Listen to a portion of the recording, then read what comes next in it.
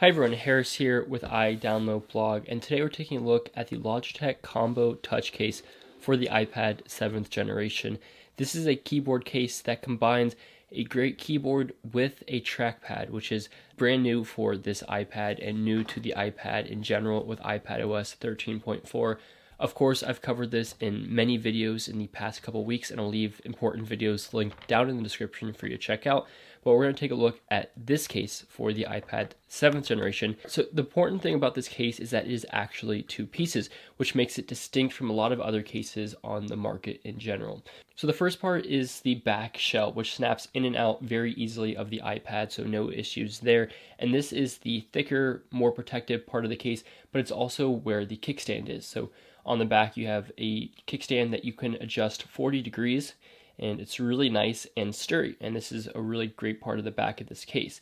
It is a pretty bulky part of the case though, but you've also got the Apple Pencil or Logitech crayon holder up top.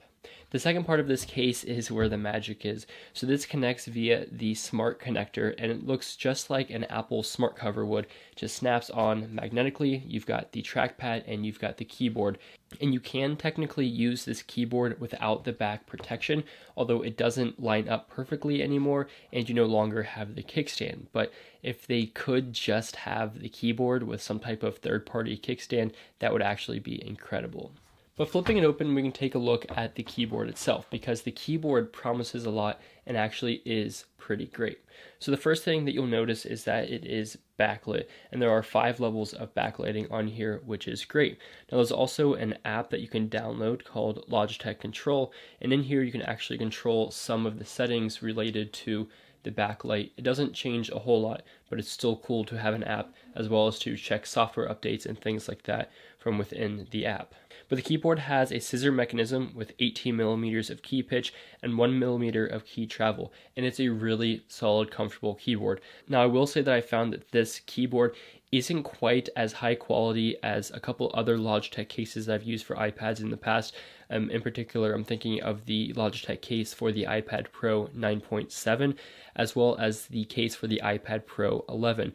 Those keys have slightly better texture and a slightly more solid feel when typing, but it's still very similar, and that's definitely a nitpick.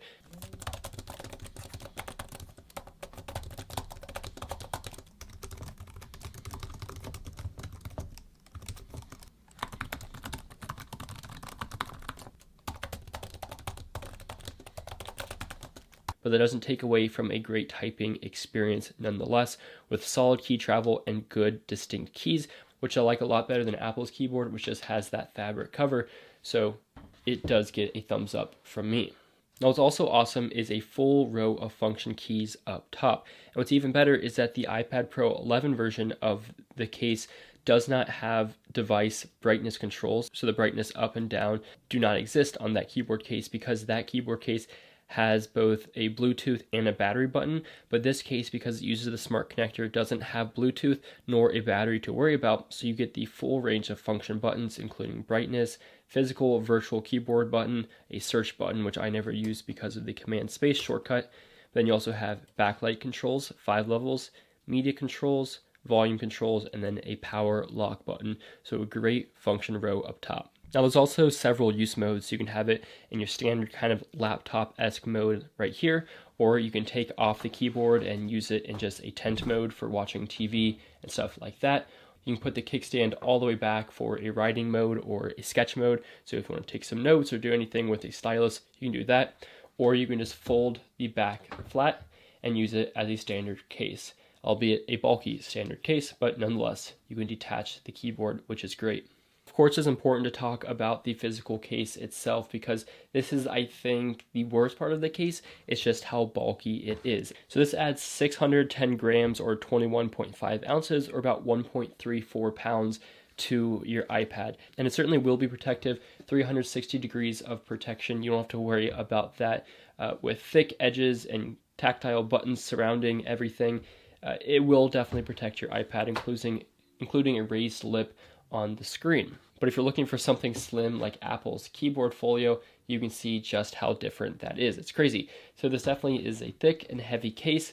So that is something you'll have to keep in mind. It's not going to be fun to have that extra pound in your backpack for school, but of course that is just a trade-off for all of its other benefits. But what you want to really know about is that trackpad. So if you have iPadOS 13.4 installed on your iPad, you will be able to use this trackpad, and it's awesome. It's not big for a Mac standard, but for a trackpad on an iPad, this is plenty big. There is a physical click on the bottom, including a right click. And if you go into the iPad settings and you go into General and then Trackpad, you can customize the tracking speed, turning natural scrolling on and off, tap to click, and 2-finger secondary click. You can turn those on and off. And I will be making a new video tomorrow about the gestures that you can do with the iPad trackpad, so make sure to check the link in the description for that video. But it's awesome. It works super well for highlighting documents or 2-finger scrolling or multitasking between apps with a 3-finger swipe. This trackpad works very, very well.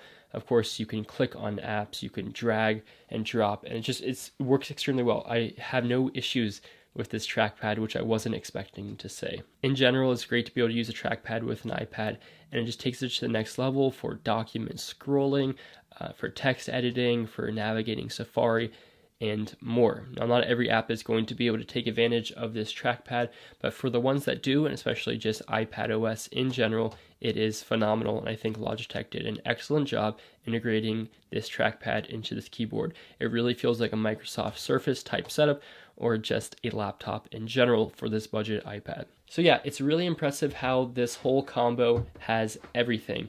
Apple Pencil holder, kickstand with 40 degrees of tilt, complete protection, a great keyboard, a function row, backlighting, and a trackpad. This genuinely has it all. The one downside being just how thick and heavy it is, but that's just something that you will have to decide if it's worth it or not. Now, if there's two critiques, it would just be the fact that I can't really use this keyboard without the back case because it doesn't line up properly. I wish it worked a little bit better without the back of this case on. I wish it lined up with the iPad's dimensions. That'd be great. And then also the keyboard isn't incredibly secure. As you can see, it will fall off if you give it a shake, but even when you're typing on your lap, it still works and stays secure. Now the price tag is $150, which when you're paying only $300 for this iPad is a bit steep. You know, that's 50% of the price, and if you get both of these, the keyboard would take up a third of the price, which is definitely not nothing. But it's about $10 cheaper than Apple's own keyboard for this iPad, and it features both a trackpad and a function row, and of course backlighting. So it's definitely a lot of bang for your buck. Whether you want to get this for your cheap iPad or not is up to you. It's also going to be available for the iPad Pro 10.5 and the iPad Air 3rd generation. But just looking at this case in a vacuum, it is an excellent case, and I give this 2 thumbs up, which I don't often do for keyboard cases. I'm kind of letting the bulk of this case slide because you can remove the back cover if you want to. So this is a really excellent product. I'll leave links in the description if you're interested in checking it out for yourself. But until then, thanks for watching.